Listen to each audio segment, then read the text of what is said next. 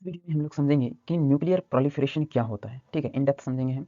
और इससे पहले हम क्या क्या टॉपिक को डिस्कस करने वाले हैं ये भी मैंने यहाँ पर लिख दिया है, आप इसको देख लीजिए एक बार कि हम क्या क्या टॉपिक्स को इसमें कवर करने वाले हैं। पहला तो हम यही देखेंगे कि न्यूक्लियर प्रोलिफरेशन क्या होता है। सबसे पहले तो हमें यही समझना इंपॉर्टेंट होगा। ठीक है, इसके बाद हम फिर देखेंगे कि टाइप्स ऑफ न्यूक्लियर प्रोलिफरेशन, कितने टाइप्स के न्यूक्लियर प्रोलिफरेशन होते हैं, हॉरिजॉन्टल, वर्टिकल वगैरह वगैरह। ठीक है, तो देखेंगे यही तो होता है।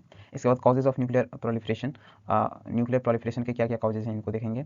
इसके बाद हम देखेंगे effect of nuclear proliferation, nuclear proliferation का क्या क्या इफेक्ट हुआ इनको हम देखेंगे। कुछ थिंकर्स हैं जो ऑप्टिमिस्ट हैं, कुछ पेसिमिस्ट हैं, उनके कुछ पॉजिटिव व्यू पॉइंट है, कुछ नेगेटिव व्यू पॉइंट है, तो उनको भी हम देखेंगे। इसके बाद एफर्ट अगेंस्ट न्यूक्लियर प्रोलिफरेशन, यानी कि न्यूक्लियर प्रोलिफरेशन को रोकने के लिए क्या क्या चीज़ें करी गई है, इसको भी हम देखने वाले हैं। ठीक है, नेक्स्ट स्लाइड में चलते हैं।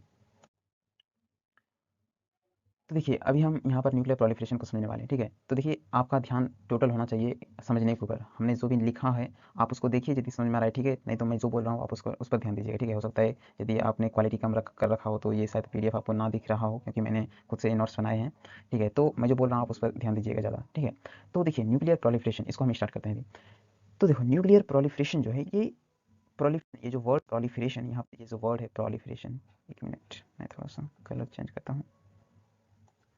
देखिए यहाँ पर ये जो प्रोलिफरेशन है, यहाँ पर ये प्रोलिफरेशन जो है प्रोलिफरेट वर्ड से बना है। यदि आप गूगल पर सर्च करोगे प्रोलिफरेट मीनिंग, तो वहाँ पर आएगा रैपिडली चेंज इन समथिंग। किसी भी चेंज में जब रैपिडली चेंज होता है, मतलब बहुत ज़्यादा तुरंत तुरंत चेंज होने लगता है, रैपिड चेंज होता है, बहुत ही लार्ज स्केल पर चेंज होने लगता है, तो हम उसको बोलते हैं प्रोलिफरेशन।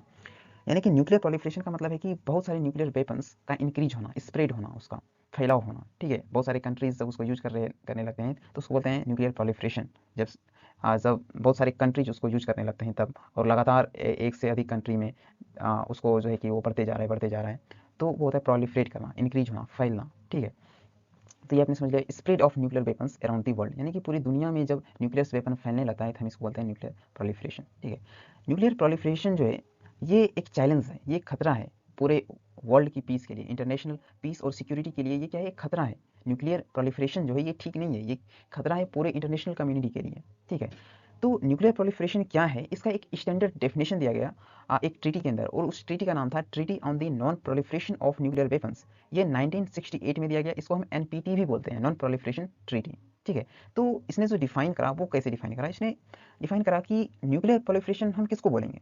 उसने बताया कि 1968 से पहले, ठीक है, ये 1968 क्या, ये एक बेस ईयर है, इसको आप याद रखना। ठीक है, तो उसने बोला कि 1968 से पहले पहले जिस भी कंट्री ने न्यूक्लियर वेपन्स को मैन्युफैक्चर कर लिया है, एक्सप्लोजन कर लिया है, वो क्या होगा, वो ऑफिशियल न्यूक्लियर वेपन स्टेट होंगे। ठीक है, और जिसने भी 1968 से पहले उनको उन वेपन्स को ट्राई नहीं करा है, उसको मैन्युफैक्चर नहीं करा है, तो वो स्टेट जो है वो जो स्टेट है वो ऑफिशियल न्यूक्लियर वेपन स्टेट नहीं होंगे। ठीक है, तो यहाँ पर बोला कि एनी स्टेट और नॉन स्टेट एक्टर, कोई भी स्टेट हो या फिर कोई भी नॉन स्टेट एक्टर हो, यदि वो न्यूक्लियर एक्सप्लोसिव डिवाइसेस को मैन्युफैक्चर करता है या फिर उनका एक्सप्लोजन करता है, तो उसे न्यूक्लियर प्रोलिफरेशन माना जाएगा।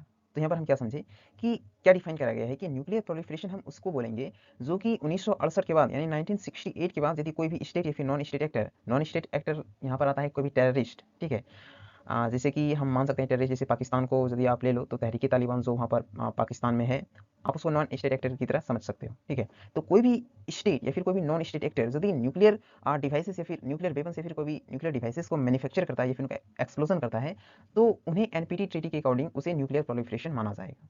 ठीक है, अब समझते हैं न्यूक्लियर प्रोलिफरेशन कितने टाइप के होते हैं। ठीक है, और यहाँ पर आप देख लो कि न्यूक्लियर जो ऑफिशियली जो न्यूक्लियर वेपन स्टेट हैं वो कौन कौन से हैं, यूएस है, ब्रिटेन, रसिया, चाइना और फ्रांस। ये जो कंट्रीज़ हैं 5 कंट्रीज़ हैं। यहाँ पर ये क्या है, इन्होंने क्या करा था 1968 से पहले ही इन सब ने न्यूक्लियर वेपन्स को मैन्युफैक्चर कर लिया था और उनका एक्सप्लोजन भी कर लिया था।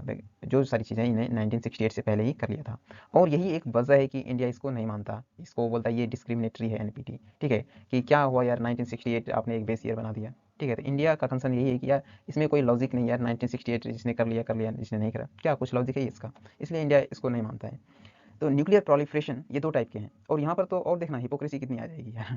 ठीक है, न्यूक्लियर प्रोलिफरेशन यहाँ पर 2 टाइप का इसको बांटा गया है, एक हॉरिजॉन्टल प्रोलिफरेशन, एक वर्टिकल प्रोलिफरेशन। ठीक है, तो हॉरिजॉन्टल प्रोलिफरेशन क्या होता है और वर्टिकल प्रोलिफरेशन क्या होता है। ठीक है, तो देखो हॉरिजॉन्टल का मतलब होता है कि more countries are testing nuclear weapon, यानी कि जब ज़्यादा से ज़्यादा कंट्रीज जो है जब न्यूक्लियर वेपन्स को ट्राई करने लगती है, जब उसको बनाने की कोशिश करती है, उसका एक्सप्लोजन करने लगती है, तो वो होता है हॉरिजॉन्टल प्रोलिफरेशन। ठीक है, हॉरिजॉन्टल का मतलब होता है कि एक से अधिक कंट्री जब बहुत सारी कंट्रीज जब न्यूक्लियर वेपन्स को ट्राई करने लगती है बनाने का, तो उसको बोलते हैं हॉरिजॉन्टल प्रोलिफरेशन। जबकि वर्टिकल प्रोलिफरेशन क्या होता है? वर्टिकल प्रोलिफरेशन क्या होता है? जो भी एग्जिस्टिंग न्यूक्लियर पावर कंट्रीज हैं, वो अपने न्यूक्लियर स्टॉक पाइल को, यानी कि उसका जो स्टॉक है न्यूक्लियर वेपन्स का, वो उनको बढ़ा सकते हैं, इंक्रीज कर सकते हैं, उनको और एक्यूमुलेट कर सकते हैं जितना चाहे। वो चाहे तो उसको बना सकते हैं, एक्सप्लोजन कर सकते हैं, कुछ भी कर सकते हैं। तो यहाँ पर देखो यार, वर्टिकल में क्या आ गया, वर्टिकल प्रोलिफरेशन में क्या होगा? जैसे देखो, वर्टिकल प्रोलिफरेशन में क्या होगा कि जो यूएस है, ब्रिटेन, रसिया, चाइना, फ्रांस, ये सारी कंट्रीज क्या कर सकते हैं कि न्यूक्लियर वेपन्स को बना तो सकते हैं, उसको एक्सप्लोजन भी कर सकते हैं। तो यहाँ पर देखो, आपको एक बायसनेस नहीं दिख रहा कि यार कुछ कंट्रीज हैं जिसने कि पहले बना लिया, अब वो और भी बना सकते हैं और उसको यूज़ भी कर सकता है। और ऑन द अदर हैंड क्या कर दिया कि कोई कुछ कंट्रीज ऐसे हैं जो जिसने कि अभी तक बनाया भी नहीं, तो वो अब आगे बनाएगा भी नहीं। ठीक है? तो ये है हॉरिजॉन्टल वर्टिकल। और यहाँ पर एनपीटी जो फोकस करता है, वो हॉरिजॉन्टल प्रोलिफरेशन के ऊपर बात करता है, ठीक ना? एनपीटी जो फोकस करता है, किसके ऊपर फोकस करता है एनपीटी? Horizontal proliferation. यानी कि एनपीटी रोकना चाहता है हॉरिजॉन्टल प्रोलिफरेशन को, ये वर्टिकल प्रोलिफरेशन को नहीं रोकता है। ठीक है? ये सिर्फ जो भी कंट्रीज इसको बनाना चाहते हैं, जो इसको एक्वायर करना चाहते हैं, ये सिर्फ उन कंट्रीज को रोकती है। ठीक? आई होप आपने इसे समझा होगा। चलिए चलते हैं नेक्स्ट स्लाइड के अंदर।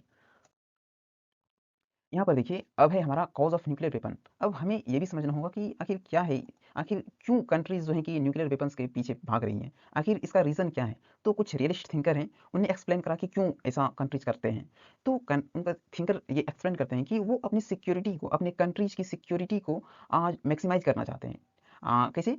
न्यूक्लियर वेपन्स के थ्रू। ठीक है? To ensure security, countries want to acquire nuclear weapon, यानी कि अपनी सिक्योरिटी को एंश्योर करने के लिए वो न्यूक्लियर वेपन को एक्वायर करना चाहते हैं। ठीक है? तो यहाँ पर आपको आंसर मिल रहा है कि न्यूक्लियर वेपन फैलने का क्या कारण है? क्योंकि कंट्रीज अपने आप को सिक्योर करना चाहती हैं। ठीक है? अपनी सिक्योरिटी को इंक्रीज करना चाहती है, क्योंकि सभी कंट्रीज को पता है कि यार ये जो इंटरनेशनल सिस्टम है, ये एनार्किक है। यानी एनार्की का मतलब होता है अराजकता, यानी कि कोई भी रूल नहीं है, कोई किसी की नहीं मानता है। वैसे यूएस है, लेकिन यार आपको पता है कि यूएस आजकल डोमिनेट नहीं, चाइना आजकल डोमिनेट कर रहा है। तो कुछ आने वाले टाइम में चाइना डोमिनेट करेगा। तो बहुत सारी जैसे यूएस जो है चाइना की नहीं सुनता, चाइना यूएस का नहीं सुनता। ठीक है? तो उसको मानता है, तो उस कंट्रीज को क्या लगता है कि इंटरनेशनल सिस्टम जो वो एनार्किक है, वहाँ पर अराजकता है, कि कोई एक सेंट्रल लॉ नहीं है जो कि उसको बांध के रखेगा कि आपको ये नियम वगैरह फॉलो करना है। हाँ, कुछ है, लेकिन यार उसको कुछ स्ट्रिक्टली फॉलो कोई करवा सके, ऐसा कोई रूल नहीं है। जैसे कि आप हमारी कंट्री में देखो, इंडिया में जैसे सेंट्रल गवर्नमेंट है, सेंट्रल गवर्नमेंट के पास पावर है कि वो लॉ को इन्फोर्स करवा सकती है, उसके पास फोर्सेस हैं। ठीक है? हालांकि इंटरनेशनल लेवल पर भी इंटरपोल है, लेकिन वो उस तरीके से इफेक्टिव नहीं है जैसा कि होना चाहिए कि हमारे कंट्रीज में कोई भी लॉ को इन्फोर्स करवाना है तो करवा सकती है। ठीक है? इंटरनेशनल लेवल पर क्या होता है कि अलग अलग कंट्रीज जो है बढ़ जाती है अपने व्यूज़ को लेकर, तो जो एक चीज़ होनी चाहिए, जो राइट थिंग होनी चाहिए, वो नहीं हो पाती है। ठीक है? इसलिए कहा जाता है कि इंटरनेशनल सिस्टम क्या है, एनार्किक है। वहाँ पर कोई सेंट्रल रूल्स नहीं है जो कि उनको इन्फोर्स करवा सके। ठीक है? तो यहाँ पर मैं आपको क्या बताना चाहता हूँ कि कंट्रीज़ जो है न्यूक्लियर वेपन क्यों एक्वायर करती है? यहाँ पर थिंकर कहते हैं कंट्रीज़ इसलिए एक्वायर करना चाहती है क्योंकि वो अपने सिक्योरिटी को एंश्योर करना चाहती है। क्यों करना चाहती है? क्योंकि उसको पता है कि इंटरनेशनल सिस्टम एनार्किक है। इंटरनेशनल सिस्टम क्या है? एनार्किक है, यहाँ पर अराजकता है, कुछ भी हो सकता है। इसलिए अपने सर्वाइवल के लिए वो अपनी सिक्योरिटी को एंश्योर करना चाहती है। परंतु कैसे करे? ट्रेडिशनल तरीका से तो होगा नहीं। ठीक है? आजकल लोग मॉडर्न हथियार बना रहे हैं, तो उनके पास तरीका होता है कि अपने मिलिट्री कैपेसिटी को बढ़ाओ। मिलिट्री कैपेसिटी के अंदर जो मॉडर्न वेपन्स हैं उनको एक्वायर करो। जैसे कि इंडिया ने रफाल लिया। ठीक है? इंडिया के पास तो न्यूक्लियर वेपन भी है। ठीक है? ऑफिशियल नहीं है, ठीक है, लेकिन है। टू इंक्रीज मिलिट्री कैपेसिटी, अपने मिलिट्री कैपेसिटी को इंक्रीज करने के लिए। ठीक है? तो सबसे जो डेंजरस वेपन है ना, जिससे कि लोग डरते हैं, वो है न्यूक्लियर वेपन। ठीक है? तो कंट्रीज अपनी सिक्योरिटी को एंश्योर करना चाहती है, तो सिक्योरिटी को एंश्योर करने के लिए सबसे डेंजरस से डेंजरस वेपन को वो एक्वायर करना चाहती है, और सबसे जो डेंजरस वेपन है वो है न्यूक्लियर वेपन। ठीक है? जो कि देखो, न्यूक्लियर वेपन का यूज़ तो ज़्यादातर नहीं ही होता है, वो तो आपको पता ही होगा कि फर्स्ट वर्ल्ड वॉर में, सॉरी सेकेंड वर्ल्ड वॉर में यूज करा गया था। ठीक है? अमेरिका के द्वारा हिरोशिमा और नागासाकी में। ठीक है? तो यहाँ पर न्यूक्लियर वेपन्स जो हैं क्या करता है, एक डिटरेंस को क्रिएट करता है। वो एक डिटरेंस, एक डर को क्रिएट करता है, ताकि फ्यूचर में कोई भी अटैक ना हो सके। ठीक है? फ्यूचर में जो अटैक होने वाला है उसको वो रोक सके। ठीक है? और इनसे जो कंट्री फील करती है, सिक्योर फील करती है, वो उसको लगता है कि यदि हमारे पास न्यूक्लियर वेपन होंगे तो मैं सिक्योर फील करता हूँ, वो सिक्योर फील करता है। जैसे अभी आप ले लो, करंट एग्जाम्पल ले लो पाकिस्तान का, कितनी बुरी हालत है यार, भिखारी बन गया है, फिर भी इंडिया में समिट जो हो रहा है, उसको वो G20 वो उसको रोकने की कोशिश कर रहा है यार। क्या ही मतलब बनता है मतलब। तो उसको क्या है, उसके पास ना एक सेंस ऑफ सिक्योरिटी है कि यार हम ऐसा कर सकते हैं क्योंकि हमारे पास न्यूक्लियर वेपन है। ठीक है? तो ऐसा फील आता है उनको, इसलिए वो भिखारी भी है, फिर भी कर रहा है। कोई नहीं, चलो। तो हम समझते हैं कॉन्सेप्ट को कि कंट्री इससे फील करती है सिक्योर। वो लोग, उसको लगता है कि यदि हमारे पास न्यूक्लियर वेपन होगा तो हम सिक्योर रहेंगे, हम पर कोई अटैक नहीं करेगा। इसलिए थिंकर कहते हैं कि यदि न्यूक्लियर प्रोलिफरेशन हो रहा है तो इसका सिर्फ एक कारण है कि सिक्योरिटी हर एक कंट्री अपने आप को सिक्योर करना चाहती है, इसलिए न्यूक्लियर प्रोलिफरेशन हो रहा है। यदि हम प्रेजेंट सिनेरियो की बात करें तो जो यूनाइटेड स्टेट्स है, यूएस है, रशिया, यूके, फ्रांस, चाइना, मैंने बताया अभी पहले भी, ये सारे जो हैं ये ऑफिशियल न्यूक्लियर वेपन स्टेट हैं। ठीक है, ठीक है, ये सारा क्या है, यूनाइटेड, रशिया, ये सब जो है ये ऑफिशियल न्यूक्लियर वेपन स्टेट है। इसके अलावा जैसे कि इजराइल है, इंडिया है, पाकिस्तान है, नॉर्थ कोरिया है, इन सब के पास भी न्यूक्लियर वेपन है, लेकिन ये इसको ऑफिशियल रिकॉग्निशन प्राप्त नहीं है। ठीक है, बिगनिंग में 1980s के बिगनिंग में साउथ अफ्रीका के पास भी न्यूक्लियर वेपन्स हुआ करता था, लेकिन 1980s के एंड में उसको डिस्ट्रॉय कर दिया गया। ठीक है, उन्होंने खुद ही डिस्ट्रॉय कर दिया। पर अब जो है कि साउथ अफ्रीका के पास कोई न्यूक्लियर वेपन नहीं है। अब यहाँ पर यदि आपको थोड़ा सा क्यूरियस हो तो इसको भी फाइंड आउट करने की कोशिश करना कि आखिर साउथ कोरिया ने क्यों डिस्ट्रॉय करा। वहाँ पर भी व्हाइट और ब्लैक का कॉन्सेप्ट आ गया था, मतलब कि कुछ ब्लैक जो है वो पीपल पावर में आ गए थे, तो व्हाइट लोग सोच रहे थे कि यार इनके पास न्यूक्लियर वेपन क्यों रहेगा, ये तो फिर पावरफुल हो जाएगा, ये हम पर डोमिनेट करेगा। तो कुछ इंटरनल पॉलिटिक्स की वजह से भी ये सारा काम हुआ था। आप थोड़ा सा इस पर सर्च करना। ठीक है, तो अभी हम आगे बढ़ते हैं। इसी प्रकार से, ठीक ना, जैसे कि साउथ अफ्रीका के पास न्यूक्लियर वेपन्स था, इस प्रकार से बेलारूस, कजाकिस्तान और यूक्रेन के पास भी, जैसे कोल्ड वार जिसमें चल रहा था ना यूएसएसआर और यूएस के बीच में, उस समय बेलारूस, कजाकिस्तान और यूक्रेन, इनके पास भी न्यूक्लियर वेपन्स थे कोल्ड वार के दौरान में। ठीक है, लेकिन क्या हुआ कि जैसे रशिया ने साइन करा, वो सिग्नेटरी बन गया एनपीटी का, तो उसने क्या करा कि उनके जितने भी स्टेट्स थे उन्हें डिस्ट्रॉय कर दिया उनके न्यूक्लियर वेपन को। ठीक है, उसमें तो जो ये बेलारूस है, कजाकिस्तान है, यूक्रेन है, ये सारा पार्ट तो यूएसएसआर का ही था। ये तो 1991 में जब उनका डिसइंटीग्रेशन हुआ तो वो टूट कर बिखर गया, अलग अलग 15 देशों में, आई थिंक, हाँ 15 देशों में टूट कर बिखर गया। ठीक है, तो उनके पास फिर नहीं रहा न्यूक्लियर वेपन। ठीक है, अभी सोचो, अभी मैं करंट सिनेरियो की यदि बात करूँ तो रसिया और यूक्रेन में ही लड़ाई चल रही है। सोचो यदि यूक्रेन के पास भी न्यूक्लियर वेपन होता तो आई थिंक कि ये जो कॉन्सेप्ट है ना, ये डिटरेंस वाला, आई थिंक कुछ काम करता। ठीक है, तो रसिया आई थिंक कि उस पर, यूक्रेन पर हमला नहीं करता। आपको भी पता होगा कि मोर देन 1 ईयर हो चुके हैं, लेकिन फिर भी इसका कोई सोल्यूशन नहीं है। कौन भी, पुतिन भी नहीं झुकना चाहते, जेलेंस्की भी नहीं झुकना चाहते। तो आई डोंट नो कि यार फ्यूचर में अब क्या होगा। बस यहाँ पर भी आप ज़रा सा सोचना कि यदि, क्या यूक्रेन के पास यदि न्यूक्लियर वेपन होता तो क्या रशिया यूक्रेन के ऊपर लड़ाई करता, अटैक करता उस पर। ठीक है, थोड़ा सा आप दिमाग लगाना और खुद से भी सोचना इन सारी चीज़ों को। ठीक है, तो अब हम देखेंगे इफेक्ट ऑफ न्यूक्लियर प्रोलिफरेशन, कि न्यूक्लियर प्रोलिफरेशन का क्या इफेक्ट हुआ।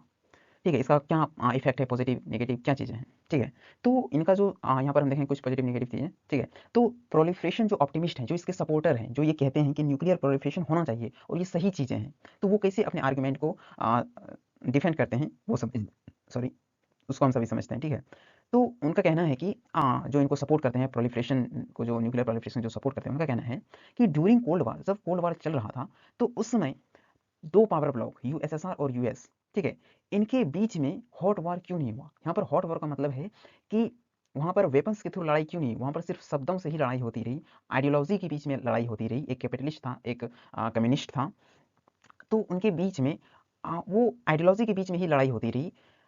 तो उनके बीच में हॉट वार एक क्यों नहीं हुआ। वो एक अलग बात है कि इन दोनों ने अपने कोल्ड वार के बीच में बहुत सारी कंट्री को बर्बाद कर दिया, बहुत सारी कंट्री को बैटल फील्ड में कन्वर्ट कर दिया, वो अलग बात है, लेकिन इन दोनों के बीच में हॉट वार क्यों नहीं हुआ। तो इसका रीज़न क्या है, इसका रीज़न है न्यूक्लियर वेपन।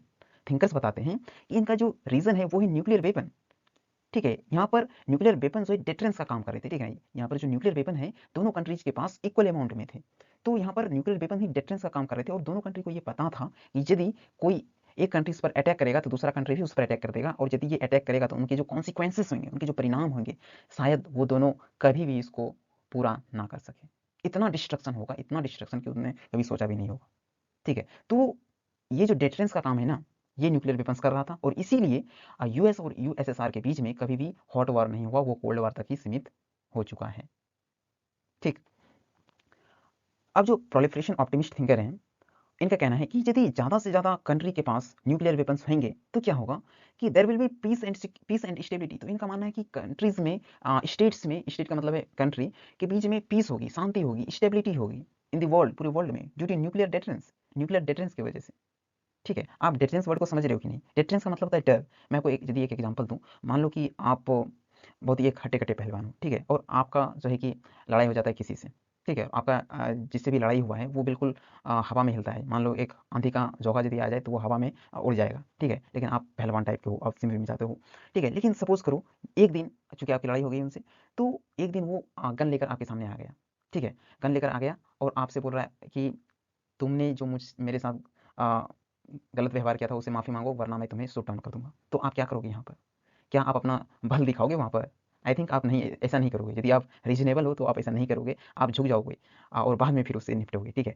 तो यहाँ पर आप झुके क्यों? आप तो ताकतवर थे, लेकिन यहाँ पर वो जो गन था, मेबी उसके अंदर बुलेट हो या ना हो, आप उनसे डर गए। वो एक डिटरेंस क्रिएट करता है आपके माइंड के अंदर कि यार झुक जाओ, क्या पता यार ज़िंदगी एक बार मिली है। हाँ, क्या पता ये शूट डाउन कर लिया तो गए ज़िंदगी से, ठीक है?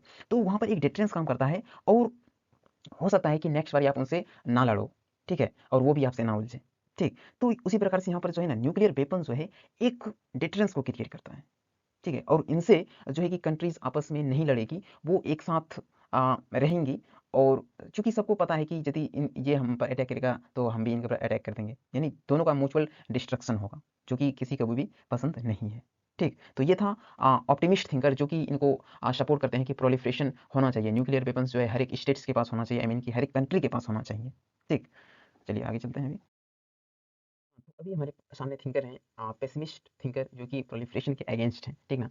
ये वैसे थिंकर हैं जो कि ये नहीं चाहते कि दुनिया में जो है वो न्यूक्लियर वेपन्स जो हैं वो स्प्रेड हो, ठीक है?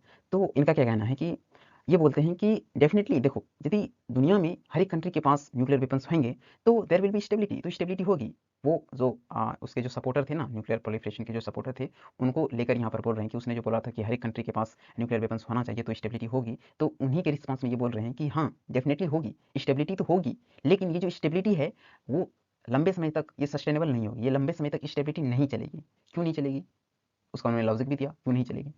उसने बोला कि जो ये पेसिमिस्ट थिंकर हैं, जो कि प्रोलिफरेशन के अगेंस्ट हैं, इनका कहना है कि यदि ज़्यादा से ज़्यादा कंट्री के पास न्यूक्लियर वेपन्स होंगे, तो स्टेबिलिटी जो है, वो कम होगी। यदि हम एक ग्राफ बनाएँ आपके सामने, ठीक है? यदि मैं एक ग्राफ बनाऊँ ये कुछ इस प्रकार से, यदि मैं एक्स एक्सिस के अंदर स्टेबिलिटी को रखूँ, ठीक है? स्टेबिलिटी और यदि मैं इधर न्यूक्लियर वेपन्स कंट्री को रखूँ, मान लो कि ज़्यादा से ज़्यादा कंट्री है और स्टेबिलिटी इस एक्स एक्सिस के अंदर है, वाई एक्सिस के अंदर है न्यूक्लियर वेपन स्टेट, ठीक है? ये वाई एक्सिस के अंदर है और ये एक्स एक्सिस के अंदर है। तो यदि मैं यहाँ पर एक ग्राफ बनाऊँ तो ये कुछ इस प्रकार से होगा कि जितना मोर न्यूक्लियर वेपन स्टेट्स एंड तो यहाँ पर लेस स्टेबिलिटी होगी। पर देखो, यहाँ पर न्यूक्लियर वेपन्स ज़्यादा है, तो यहाँ पर स्टेबिलिटी क्या होगी? कम होगी। यानी कि ज़्यादा से ज़्यादा जितना होगा न्यूक्लियर वेपन स्टेट, वहाँ पर उसकी स्टेबिलिटी उतनी ही कम होगी, ठीक है? तो यही कहना चाहते थे ये जो पेसिमिस्ट थिंकर हैं। क्या कहना है इसका कि ज़्यादा से ज़्यादा यदि न्यूक्लियर वेपन्स होंगे तो उसकी स्टेबिलिटी कम होगी। क्यों कम होगी? क्योंकि उनका कहना है कि इसका हाई चांस है, क्या चीज़ का हाई चांस है कि ये जो न्यूक्लियर वेपन है, हो सकता है किसी नॉन स्टेट एक्टर के हाथ में लग जाए।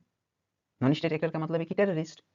सपोज़ मैं यदि एग्ज़ाम्पल लूँ, करंट एग्ज़ाम्पल, तो पाकिस्तान का मैं एग्ज़ाम्पल लूँगा, क्योंकि आपको पता है टेररिस्ट का दुनिया यूएनओ मानती है कि दुनिया में सबसे ज़्यादा जो टेररिस्ट प्रोड्यूस होता है पाकिस्तान में होता है। ठीक है?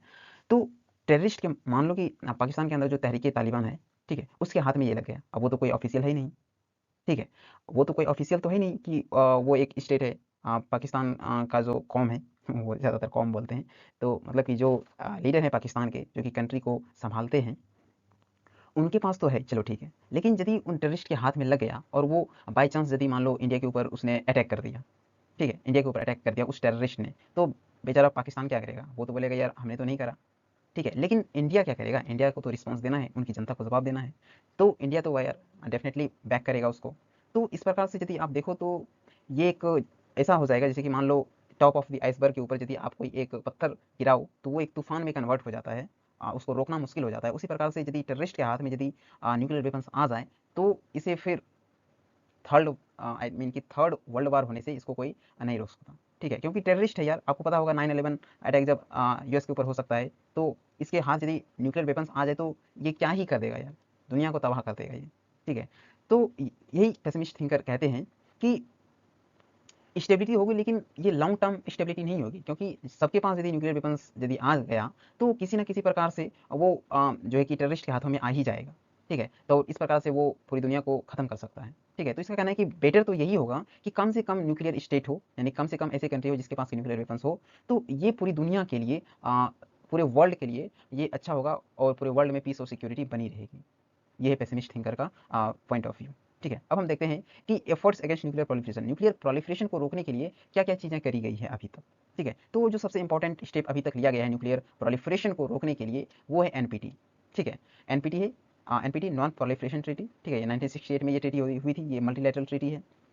और जो भी कंट्री इस ट्रीटी के सिग्नेटरी होते हैं उसका क्या काम होता है, उसके ऊपर क्या रिस्पॉन्सिबिलिटी आती है कि वो कांट एक्वायर न्यूक्लियर वेपन। यदि उन्होंने अभी मैंने आपको बताया था 1968 वाला कॉन्सेप्ट क्या है कि यदि वो 1968 से पहले यदि उसने न्यूक्लियर आई मीन कि 1968 से पहले उन्हें मैन्युफैक्चर कर रखा है तो वो क्या कर सकता है कि न्यूक्लियर वेपन्स को वो और बना सकता है, उनका एक्सप्लोजन कर सकता है। लेकिन 1968 के बाद यदि कोई इसको बनाना चाहता है तो वो नहीं बना पाएगा। यदि उन्हें एनपीटी साइन कर रखा है तो वो जो है कि can't acquire nuclear weapons and manufacture और एक्सप्लोजन, ये सारी चीज़ें वो नहीं कर सकता है, ठीक है, एनपीटी का सिग्नेटरी होने के बाद, ठीक है। इसीलिए तो एनपीटी जैसे रशिया ने साइन करा तो उसने क्या करा, और भी जो स्टेट्स थे, जैसे अभी मैंने आपको पीछे बताया था कि बेलारूस, कजाकिस्तान, यूक्रेन, इन सब के पास क्या था, न्यूक्लियर वेपन्स था, लेकिन उन सब ने से क्या करवा दिया, डिस्ट्रॉय करवा दिया, ठीक है। यूएसएसआर के टाइम का था वो, ठीक है। तो नेक्स्ट चलते हैं अभी हम। लेकिन ऐसा तो नहीं है कि जैसे देखो सिग्नेटरी बन गया, ठीक है। अब मान लो कि अभी हम लोग कार्बन एमिशन की बात करते हैं कि हमें कार्बन एमिशन को कम करना है, तो यार यदि हम न्यूक्लियर रिएक्टर वगैरह का यूज नहीं करेंगे तो ये तो मुश्किल हो जाएगा ना कार्बन एमिशन वगैरह को कम करना, ठीक है। तो यहाँ पर एक परंतु आ जाता है, एक बट आ जाता है कि सिग्नेटरी होने के बाद ठीक है वो न्यूक्लियर वेपन्स नहीं बनाएगा, मैन्युफैक्चर नहीं करेगा, एक्सप्लोजन नहीं करेगा, लेकिन क्या वो न्यूक्लियर जो क्या बोलते हैं रिएक्टर है, क्या उन सबका वो नहीं बना सकता? हाँ, तो वो ऐसा कर सकता है, ठीक है। इसको नेक्स्ट स्लाइड में देखते हैं। तो हाँ, यहाँ पर इसका जो आंसर है वो है यस, कि यदि कोई कंट्री मिलिट्री पर्पज से उसको यूज़ नहीं कर रहा है तो वो सिविलियन पर्पज के लिए यूज कर सकता है। यदि एनपीटी उसने साइन कर रखा है तो वो सिर्फ और सिर्फ जो न्यूक्लियर मटेरियल है वो सिविलियन पर्पज के लिए, पीसफुल पर्पज के लिए वो यूज करेगा। लेकिन साथ ही साथ उनको इंस्पेक्शन के लिए भी ओपन होना पड़ेगा, ठीक है। और ये इंस्पेक्शन करता कौन है? आईएईए करता है। आईएईए मतलब इंटरनेशनल एटॉमिक एनर्जी एजेंसी, ठीक है। इंटरनेशनल एटॉमिक एनर्जी एजेंसी, ये जो है आईएईए, यही चेक आउट करता है कि कोई भी सिग्नेटरी जो है एनपीटी की सिग्नेटरी, यदि उसने एनपीटी साइन कर रखा है तो वो न्यूक्लियर वेपन्स को नहीं बना सकता, वो सिर्फ सिविलियन पर्पस के लिए उनको यूज करेगा। ये कौन चेकआउट करता है? आईएईए, ठीक है। इंटरनेशनल एटॉमिक एनर्जी एजेंसी ये इंस्पेक्ट करती है, ये चेकआउट करती है इन चीज़ों को, ठीक है। तो ये तो हो गया कि एनपीटी की बात होगी। एनपीटी के अलावा और क्या क्या अरेंजमेंट करे गए हैं इनको रोकने के लिए, तो इनके अलावा भी बहुत सारे मल्टीलेटरल अरेंजमेंट हैं। तो उनमें से एक है एक्सपोर्ट कंट्रोल रेजिम या एक्सपोर्ट कंट्रोल ग्रुप, क्लब्स जो भी बोलो। इसका काम क्या है? इसका काम है कि इंटरनेशनल ट्रेड को रेगुलेट करना और ये इंश्योर करना कि जो भी न्यूक्लियर टेक्नोलॉजी है, न्यूक्लियर रिएक्टर है और न्यूक्लियर फ्यूल्स है, इनका जो इंटरनेशनल ट्रेड होता है वर्ल्ड लेवल पर, इंटरनेशनल ट्रेड जो होता है वो सिर्फ और सिर्फ सिविलियन पर्पस के लिए ही यूज करा जाए। उनका जो पर्पस है वो सिर्फ सिविलियन पर्पस के लिए ही वो यूज करे, मिलिट्री पर्पस के लिए उसका यूज ना करे, न्यूक्लियर वेपन्स वगैरह वो ना बनाए। तो इन सबको वो कंट्रोल करता है कौन? एक्सपोर्ट कंट्रोल ग्रुप्स, ठीक है। तो कुछ एक्सपोर्ट कंट्रोल ग्रुप्स यहाँ पर मैंने लिखा हुआ है, जिसे यहाँ पर देखिए तीन जो है वेजनर अरेंजमेंट और Australia group, MTCR missile technology control regime, ये तीन जो है ये इंडिया अभी इनका पार्ट है। लेकिन ये न्यूक्लियर सप्लायर ग्रुप्स और जैगनर कमेटी, ये जो दो है ये इंडिया, ये जो है ये इंडिया का मतलब कि इंडिया इसका पार्ट नहीं है, ठीक है। ये नीचे जो तीन है ये इंडिया भी इसका मेंबर है, लेकिन अपर जो टू है इसका इंडिया मेंबर नहीं है, ठीक है। आई होप आपने इसे पूरा समझ लिया होगा, ठीक है। यदि आपको कोई भी डाउट है तो आप कमेंट सेक्शन में पूछ सकते हैं, मैं ट्राई करूँगा आपके क्वेश्चंस को आंसर करने की, ठीक है। So thanks for watching this video till now.